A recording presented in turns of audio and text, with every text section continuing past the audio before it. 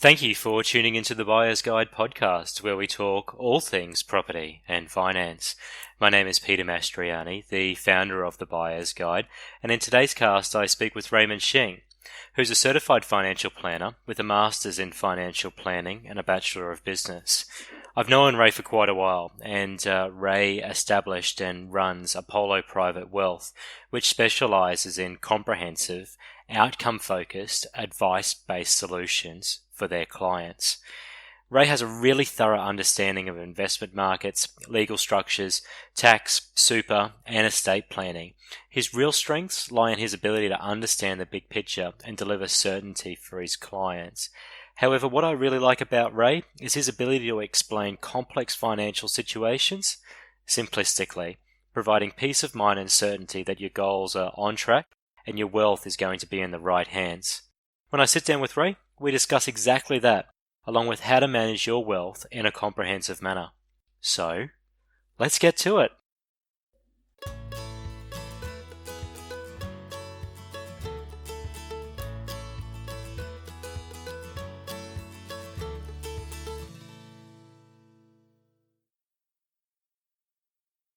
Ray, hi. Thank you very much for joining us on the Buyer's Guide podcast. It's great to have you on. I've known you for quite a long time and always enjoyed our conversations that we've had around investment strategies. So welcome to the show. Thanks for having me, Pete. No problems. Ray, why don't you share with our listeners a little bit about your own professional backgrounds and what you do there at Apollo Wealth? Yeah, I have been a financial planner since 2003, and current capacity is a private wealth advisor for Apollo Private Wealth. It's my own advisory firm. Our main aim is to provide financial advice, comprehensive financial advice to our clients, to make sure that they have the right strategies and have the right process moving forward towards their financial goals. Okay, great. I know that you and I we deal with similar clientele. My clientele, as not dissimilar to your own, are very keen to grow their asset base as large as they can with the money that they can afford. And for myself as a mortgage broker, I guess a lot of that does center around property and property-specific strategies. But that's only, a very small portion of the total options that are available to you. So typically when you meet with clients, what are some of their concerns, perhaps, Ray, that they're hoping that you're able to address for them? Or what are they mainly looking to do? Yeah, good question. I think there's two main types of clients we got. We work with clients that are more towards their pre-retirement bracket, where they're getting themselves set up ready towards the retirement, where the retirement is within the next 10 years for them. And then I also have the accumulators. They're generally the younger. They've got a few more years ahead of them in terms of retirement. But they certainly want to, exactly what you said, they certainly want to put themselves in a good financial position so they can actually, utilize the cash flow that they generate from work, and they want to maintain a good work-life balance, as well as be able to have a good lifestyle down the track. So they often come to me and they basically look at what can we do and what can we do to improve the financial position? What should we be doing with our income, with the cash flows, with our home loan, with the super fund, etc., etc. And our job is to try to be as comprehensive as possible. So not look at one piece of the puzzle on its own in isolation, but actually look at the whole entire life. So that's what we specialize in. We specialize in giving that comprehensive advice for them. Okay, so if I can be a bit cheeky and put you on the spot here, and if we could speak of a hypothetical scenario. So hypothetical being I'm your customer. I'm in mid-30s, give or take, and I'm married, planning on having a couple of kids. I'm planning on putting them through private schools. My wife and I, we've got a combined income of around about $150 to $200,000. We've got a few $100,000 sitting in our individual superannuation accounts. It's between 250 to 300k there. We've got our own home. More recently, we've been pretty diligent to try and put as much as we can into our mortgage, and with some capital growth, I would say conservatively there'd be, at least $100,000 worth of equity there. And we're both pretty serious about, trying to build some maturity within our own financial plan. Broadly speaking, what would be the main investment strategies that we could potentially look at or discuss in some more detail? Okay. The process that we take at Polar Private Wealth Pete is we generally start the process with the discovery meeting. Mm-hmm. During the discovery meeting, what we basically try to find out is not just necessarily your current financial positions, but actually your aspirations. You've mentioned earlier that yourself and your wife is looking to make sure, set yourself up in good financial positions. And I guess we do a lot of, we go, during that discovery process, we do a lot of work to explore that a lot further. So what does a good financial life actually means to you? Is it retiring early? Is it, is it having a good lifestyle so you can go on an overseas holidays a couple of times a year? Is it a certain lifestyle that you want? You mentioned earlier that you want to send your kids through private school, and as we know that can be a pretty expensive exercise. Fortune, yeah. Yeah. So that's what we do. We generally spend that discovery meeting on things that you actually want to do. One of the most common things that I tend to do is really try and ask, using a 10-year timeline. So for example, one of the most common questions that I do ask is, picture yourself in 10 years from here. What would you want your life to look like? So I will ask questions around, would you be living in the same home? If not, what would be the future home look like? What would be the future ideal home look like? And what's the difference between that and your current home? Mm-hmm. We will talk about, obviously 10 years from now, you'll go from mid-30s to mid-40s. We will talk about a little bit about your, whether you'll be in the same career, same job, whether you have your own business. Same as your kids, your kids will go from relatively young kids today to the mid-teens, I imagine. Mm-hmm. Again, they're probably most likely started in private school, and then we're basically trying to picture a realistic, an ideal life looks like, and basically that way we can actually have some context on what we need to work towards. Because often people come to see me and they go, "Yeah, what should I invest in?" That's actually probably a question that we address, I guess, at a later point, because until we work out what we're actually working towards, we don't really know what investments we should go into. But as a guy, as I said earlier, we try to be as comprehensive with our advice as possible. So we don't just look at one piece of the puzzle. We try to look at your whole entire life as a whole. So we'll probably start, do some work. We start with some cash flow analysis and really look at the income that you generate, the taxes that you pay, and after taxes and mortgage, home loan payments, what's left over. Mm-hmm. And then we work out how much you actually need to live on to fund your everyday lifestyle. Mm-hmm. And then basically we look at a game plan or a strategy to how do we best utilize your cash flow. Whether we can reduce your mortgage repayment, whether we can reduce your tax savings, because I'm sure you'll agree, saving or spending less on those areas is certainly more enjoyable than spending less on things like holidays. Mm. So we basically do a very comprehensive cash flow to understand how much it costs you to live. And then basically from cash flow, we can actually look at, well, depending on what we're trying to do, depending on what we need to do, how do we put additional money to super? Because, by putting additional money to super, that will improve your tax position, but not everybody in the 30s actually want to have the money locked up until they're 60. Yeah. So balancing the tax concessions we have inside our superannuation fund versus the ability to basically access that capital when you want to, not necessarily after 60. Yeah. One thing before you go on in terms of the process and the strategy that you're trying to create there, how rigid is the budget? Is there a step process to follow? Is there any flexibility, or is it a try and set and forget type scenario? Because I know through my clients, budgeting through the backdrop of just the general household accounting on a week-to-week basis can be difficult to manage properly. Yeah, certainly, Pete. In fact, I try really hard not to even use the word budget.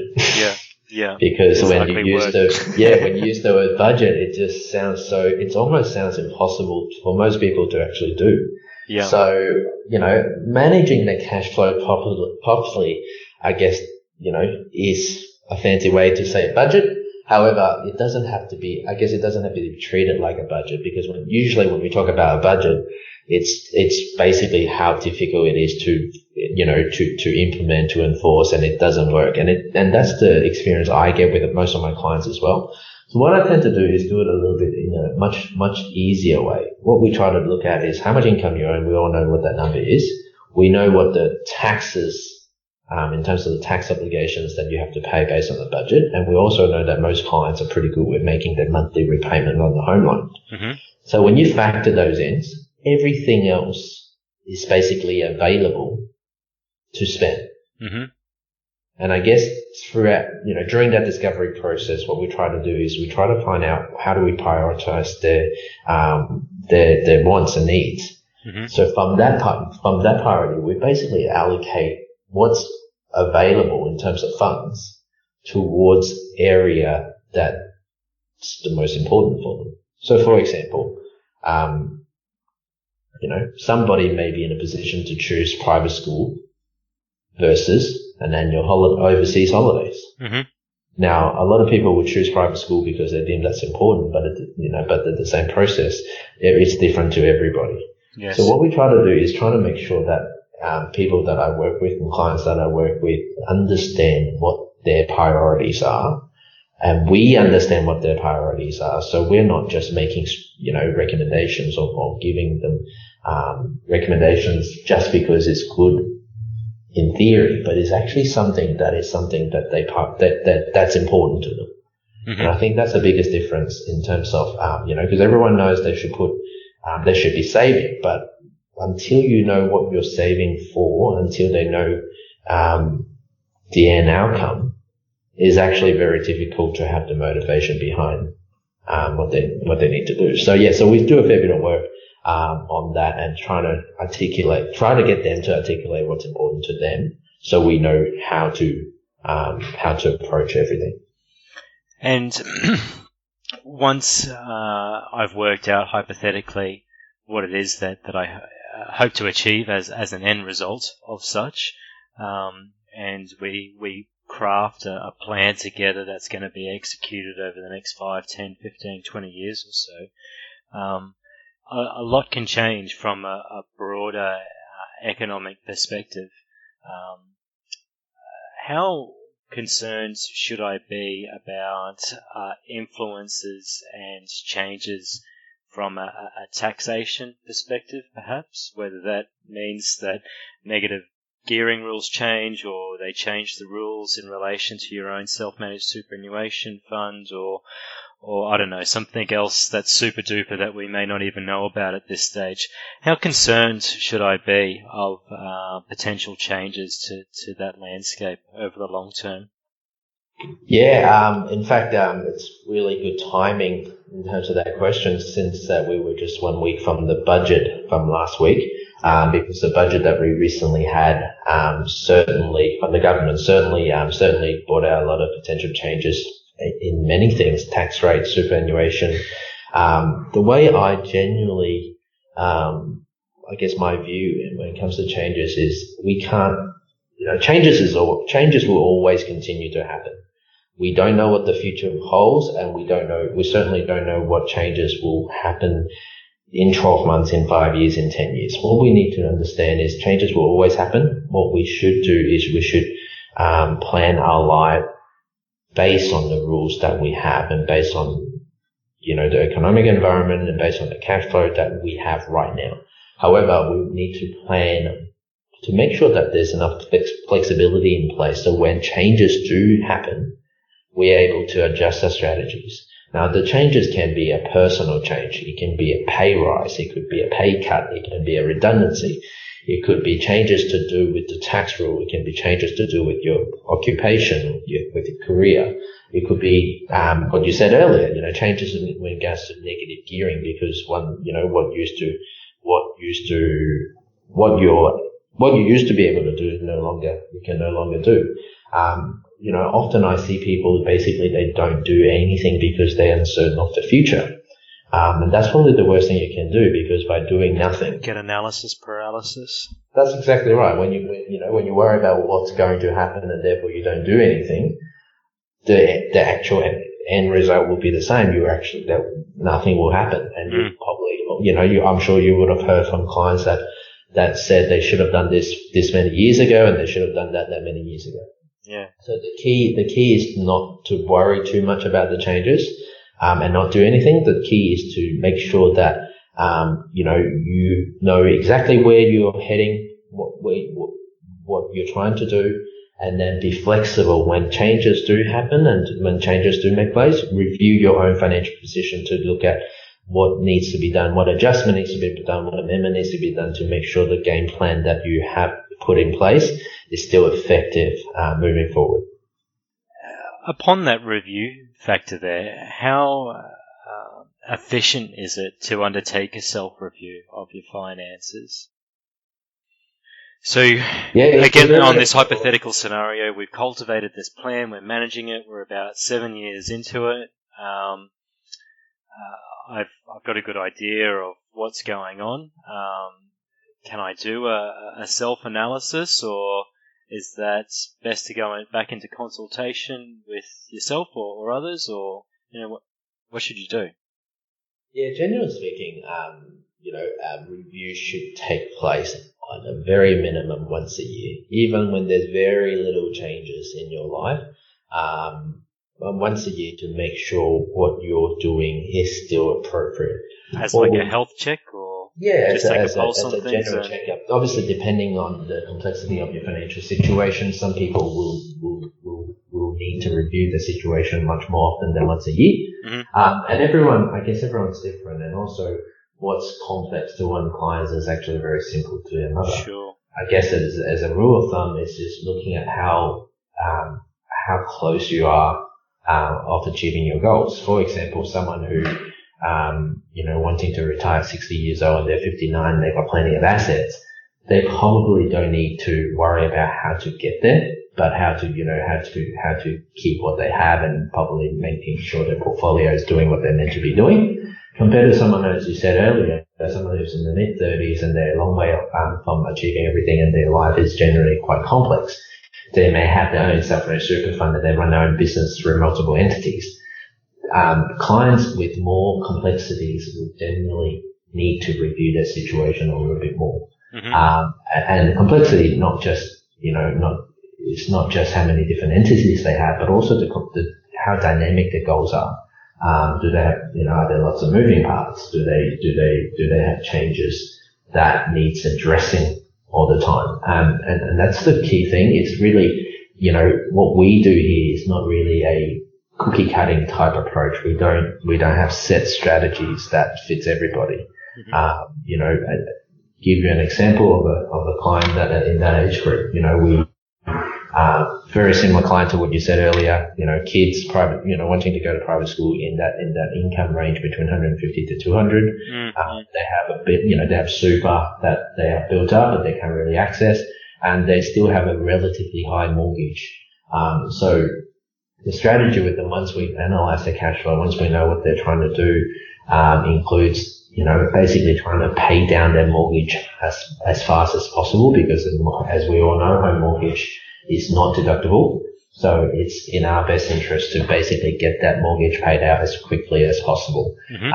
And as you know, as a mortgage broker, Pete, it's actually very simple to cut 10 years or a third of your mortgage down by putting in a very small amount extra towards it, especially with this interest rate cut that we've been getting over the last few months. Yeah, they're going to look pretty sharp in the next 3 months, I think. That's right. Potential deductions to come. Yep. Sorry. Exactly. And I guess, if you can, as part of that overall strategy, if you can bring the home loan, non-deductible home loan term down from 30 to, something like around that 15 to 20 mark without too much effort, straight away they're going to own their own home significantly sooner. I guess the advantage of paying down home loan or home mortgage down is also you increasing the equity that you have. As you said, combining the growth of property and paying down your mortgage, I think it's important. I think it's a good strategy because by releasing more equity, you can actually go and buy a investment property using the equity you have, or you can actually go and set up a share portfolio using the equity that you have. Mm-hmm. And those sort of strategies are should only look at those sort of strategies once you have your cash flow under control. Once you know what you're actually working towards. I'm sure you see plenty of clients that basically they buy investment property because they think it's a good idea. They don't actually think about all the reasons for investment property or share portfolio. Ultimately, I guess really got to think about why you have an investment property, how long you want to hold that investment property for. Do you hold that in the individual name? Do you hold it in joint name? Do you hold it in a different entity such as a trust? Mm-hmm. Those are sort of things they really talk through. Mm-hmm. And that's why, those reviews on a regular basis help because it just keeps you on track. And I guess that's the key thing. Am I putting in the right amount in towards my home loan? What sort of outcome will I have if I put in an extra $500 a month? What we tend to do is we do a fair bit of financial modeling. So, what does $500,000 what does $500 a month extra per month will do to a $500,000 home loan over the term? Those are sort of scenarios we really model and test, strategy 1 versus strategy 2. Sure. Which one is better in the both the short term and the long term. Yeah. Okay. That's really good. Thanks for that, Ray. So if I wanted to have a more in-depth conversation with you regarding my own personal circumstances, how would I go about doing that? I think the best way to get in touch with us is probably go to our website, which is apolloprivatewealth.com.au. On that website, you'll have a good, you'll be able to see the way we do things. But certainly can get in touch, whether it's for a phone call, whether it's for a conversation to ask some specific information. Certainly go through that website, go to the contact us page, and you'll be able to find out details. That's great. Thanks a lot, Ray. I really appreciate that you've come onto the show and shared your professional thoughts about how you approach your investment strategy with your clients. It's been great to have you on, and hopefully look forward to having you on future podcasts as well. Thanks, Peter. All the best. Thanks a lot, Ray. Bye-bye. Bye. That concludes another episode of the Buyer's Guide podcast. Thank you for tuning in, and be sure to subscribe so you don't miss out on future episodes, as we have an awesome lineup of future guests. Also, if you'd like some further information that's relevant to this topic that I've discussed with Ray, or others, be sure to check out www.thebuyersguide.com.au, and while you're there, book a free consultation so we can show you how you can save some money on your mortgage and your investment loans. Until next time though, bye bye.